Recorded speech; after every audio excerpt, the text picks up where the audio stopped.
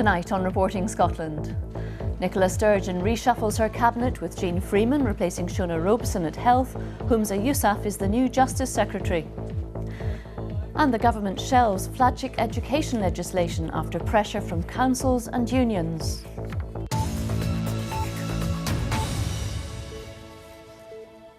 Good evening. Nicola Sturgeon has completed the most comprehensive reshuffle of her cabinet since she took over as First Minister 4 years ago. The most prominent departure is Shona Robeson, who's been under huge pressure as Health Secretary.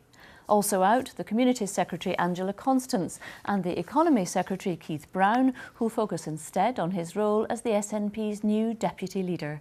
The details now from our political editor, Brian Taylor. Shona Robeson is one of Nicola Sturgeon's oldest friends. They were at university together.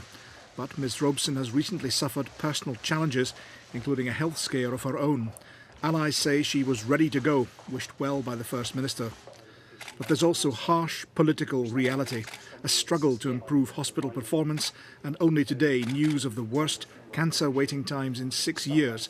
Earlier this month, Labour's Richard Leonard demanded her sacking.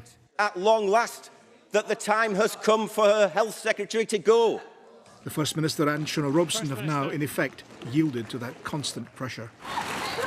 Happier past times for Angela Constance, the Secretary for Communities and Social Security.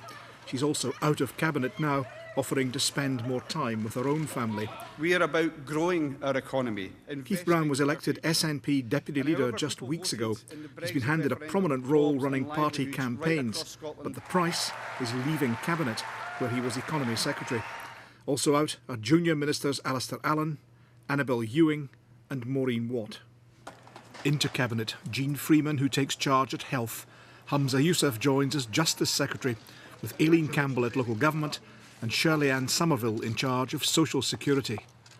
In the reshuffled team which emerged tonight, Derek Mackay will combine finance with the economy remit, while Michael Matheson moves to transport.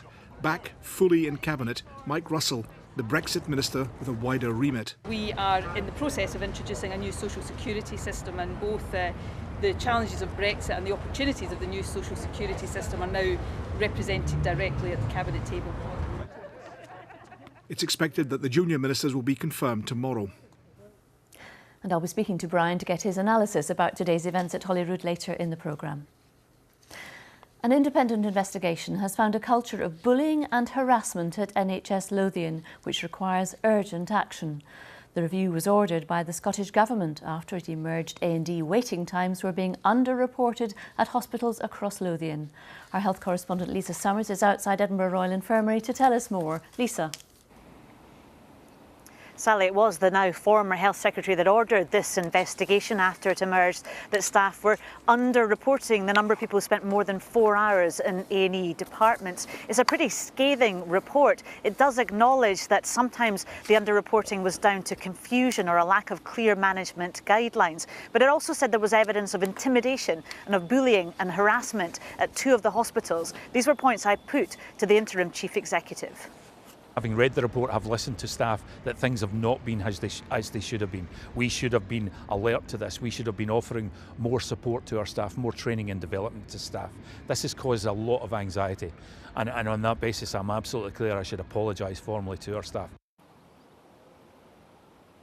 Now, A&E waiting times are seen as important because they act as a barometer for the whole hospital. If you don't have a bed elsewhere, you can't get patients in and they sit waiting on trolleys. And the report said that until now there had been too much focus on shifting the beds around and not enough on individual patients and on their care and on their safety. But on a day when it's pretty hard to find something positive to say about the NHS, we also, as Brian mentioned, saw cancer waiting times. They're seen as a priority for the government. You're not supposed to wait more than 9 weeks to start treatment if you're suspected of having cancer. Well, the last time that target was met was in 2012. Lisa, thank you very much for that. Plans for flagship legislation on how schools are governed have been put on ice by the Scottish Government. Instead, head teachers will get more powers after a deal between the Government and councils. Opponents are calling it a shambles. Here's our education correspondent Jamie McIver. For 2 years, the Scottish Government has been looking at how to give head teachers and schools more powers. Legislation was expected, but now a deal's been reached with councils to make changes without changing the law. I am today fast-tracking the reform of Scottish education. The Scottish Government and Scotland's councils have reached an agreement that endorses and embraces the principles of school empowerment and provides clear commitment to a school and teacher-led education system. And it does so without the need to wait 18 months for an education bill. Heads will get more consistent powers over staffing and the curriculum. Opponents say not legislating is politically humiliating. Is the Cabinet Secretary not embarrassed by this complete shambles of a U-turn, which not only breaks the SNP's promise to the people of Scotland, but which now leaves schools with even more uncertainty about their future? For 2 years, parents, teachers, educationalists and the Government's own international advisers have told the Education Secretary that his education bill was unwanted, unnecessary and misguided. The Scottish Government says that if enough progress isn't made by councils within the next year, legislation will be introduced. Jamie McIver, reporting Scotland. Well, we can go back now to our political editor, Brian Taylor, who's at Holyrood. Brian, it's been a tumultuous day for the Scottish Government.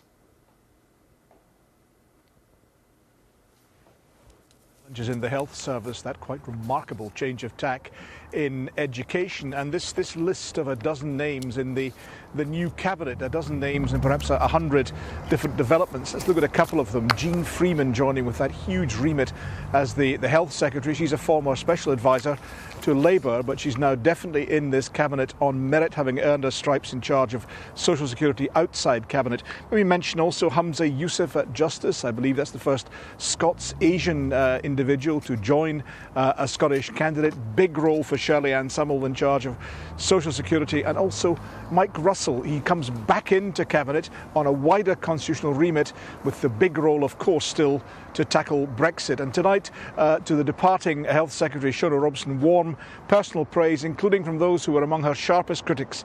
Isn't politics wonderful? Thank you, Brian. A senior figure in the Catholic Church who once said those claiming to have been abused in an Aberdeen children's home were chasing pots of gold has asked for their forgiveness. The Scottish Child Abuse Inquiry has been examining claims of abuse by the nuns who ran Nazareth House. Today, Mario Conti, the former Bishop of Aberdeen, gave evidence. Stephen Godden reports. Archbishop Mario Conti arrives at the Child Abuse Inquiry, 20 years on from when allegations of abuse at Nazareth House first emerged. Former residents claimed the nuns running the children's home would beat, force-feed and humiliate them. The then Bishop of Aberdeen cast doubt on their motivation. There are some people who are clearly have got bad memories. Some people whose lives are not as happy as they ought to be, are looking for reasons why, and they're looking into their past. There are some people before whom lawyers have been dangling a pot of gold. There are a whole range of possible motives. Archbishop Conti told the inquiry he's now embarrassed by those words. In short, his view has changed. As the Bishop of Aberdeen, Mario Conti said he was blindly satisfied that the children were being looked after by the Sisters of Nazareth. When he first heard the allegations, he said he didn't believe them. Now, he told the inquiry, he is deeply ashamed of what's been revealed. I would like to be able to sit with them and say, you know, where is that compassion? If you hurt somebody, then you're compassionate in your apology. And to me, that's what's missing. Abuse survivors listened as Archbishop Conti says he used words then he wouldn't use now. The man who once described them as the opposition left the inquiry asking for forgiveness and hoping for reconciliation. Stephen Gordon reporting Scotland, Edinburgh. Scotland's biggest pig processor has been forced to close its gates because of a Europe-wide shortage of carbon dioxide. The gas is used in the slaughtering process. Our Rural Affairs correspondent Kevin Keane reports. The final lorry load of pigs arrive at this slaughterhouse in Brechin. Some 6,000 are processed here every week, but now all that is on hold. On this site, the carbon dioxide is used as part of the process to humanely slaughter the pigs. They essentially enter a chamber which fills up with the gas and renders them unconscious. As you can see from this tank, stores of CO2 are almost gone. And pig producers say they've no idea when they'll be restocked. It's absolute nonsense that half of Europe is running out of carbon dioxide because they all chose to do their maintenance at the same time. I mean, that's nonsensical, and it's having massive implications in the economy. With the slaughterhouse closing, most farmers will hold back their pigs in the short term. Some might be sent to facilities in England. But if this goes on for weeks, farms could become overstocked. If that did arise, then there would just be too many pigs in a building for the building to be able to cope with their needs. And obviously that's something that will be working very hard to prevent. Farmers will be making plans to shift their stock to alternative sites. Scottish Government officials say they're monitoring the situation. Kevin Keane reporting, Scotland, Brechin. The weather now from Christopher. Sally, thank you. Hello there, good evening to you. Well, it's dry and settled once again today. Some sunshine, high temperatures, but also a fair amount of cloud around, some hazy conditions at times, and some high cloud giving sort of a milky appearance at times. And with low cloud around the east coast, we reach just 12 degrees at Inverbervie, but in the southwest, 26 for Glasgow and down towards Dumfries. And that cloud on the satellite will clear through the next few hours to leave most places dry and clear overnight. You'll see, though, that low cloud once again affecting eastern coastal parts, temperatures around 9 to 13 Celsius. So to tomorrow, and high pressure with us once again, meaning another dry, settled and increasingly warm day. Now, to start things off, there will be that low cloud around these eastern coasts. Most of it will lift or burn back and improve, but some areas will see it holding on. It will be quite stubborn. For many, though, it's a dry, sunny and warm day. Here are the values by mid-afternoon, perhaps 29 degrees in the Glasgow area, down towards Ayrshire and through Lanarkshire, and north as well in towards parts of Highland and Grampian. Towards the northeast coast, cooler there with that low cloud, but a warmer day for the west coast and the Hebrides, 22 Celsius there in Stornoway, and similar to warm for Orkney. The rest of the afternoon into the evening, evening sunshine to end things, and again some low cloud around eastern coastal parts. Thursday, a very similar day, dry, sunny and warm, if not hot. Temperatures up to 29 or 30 degrees at times. Perhaps a bit more cloud up towards parts of Orkney and Shetland. If you want something fresher, head to the coast if you can.